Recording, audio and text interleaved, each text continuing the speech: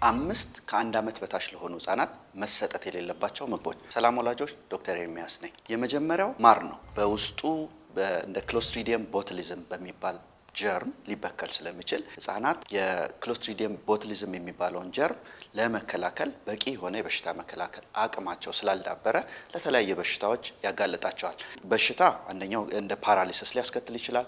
አልፎ ተርፎም ደግሞ በጣም ከጠነከረ እስከ ሞት ድረስ የሚያስከትል በሽታ ነው። ስለዚህ ወላጆች ማርን ከአንድ ዓመት በታች ፈጽሞ መስጠት የለባቸው። ሌላውና ሁለተኛው ወላጆች መስጠት የሌለባቸው ነገር ስኳርና ጨውን ነው። እንግዲህ የሚጠቡ ልጆች ከእናት ጡት ወተት እንዲሁም ደግሞ ጣሳ ወተትን የሚጠቀሙ ልጆች ከጣሳ ወተት በቂ የሆነ ጨውን ማግኘት ይችላሉ።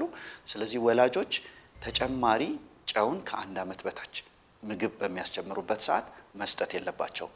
አንደኛ ኩላሊታቸው ያልዳበረ በመሆኑ ይህ ጨው የተለያየ የጤና ጉዳትን ያስከትላል። ሌላው ደግሞ ስኳርን ለህፃናት መስጠት የለባቸውም። ይህ ስኳር የህፃናት አፒታይትን ይቀንሳል፣ እንዲሁም ደግሞ የተለያየ የጤና ችግሮችን ያስከትላል።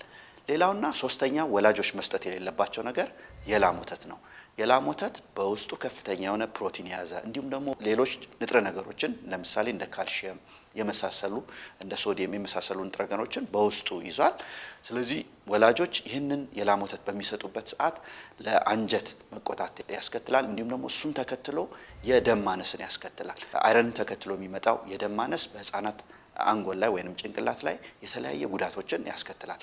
ስለዚህ ወላጆች ለህፃናት ከአንድ ዓመት በታች የላም ወተትን መስጠት የለባቸው። ሌላውና አራተኛው ወላጆች መስጠት የሌለባቸው ነገር ለምሳሌ ከ9 ወር በላይ ላሉ ህፃናት እንደ እቾሎኒ ወይንም ደግሞ እንደ ወይን የመሳሰሉ የህፃናት በአየር መተንፈሻ ቧንቧ ውስጥ ቢገቡ ከፍተኛ የሆነ የመታነቅ አደጋ ሊያስከትሉ የሚችሉ ምግቦችን ነው። ስለዚህ ወላጆች እነዚህን ምግቦች ከመስጠት መቆጠብ ይኖርባቸዋል።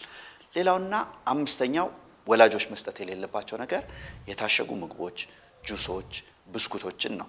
እነዚህ ነገሮች እንግዲህ በውስጣቸው ከፍተኛ የሆነ የስኳር ይዘት አላቸው። እንዲሁም ደግሞ ህፃናት እነዚህ ነገሮች ሲበሉ አፒታይታቸው ይቀንሳል። እንዲሁም በእነሱ ቶሎ የመፈለግ ሁኔታ ወይም ደግሞ ሱስን የማሳስ ባህሪ ያላቸው ለጤናም የሚያስከትሉት የተለያየ እክሎች አሉ። ስለዚህ ወላጆች ጭማቂዎችን፣ የታሸጉ ምግቦችን እንዲሁም ደግሞ ብስኩትን ከአንድ ዓመት በታች ላሉ ህፃናት መስጠት የለባቸውም። አመሰግናለሁ።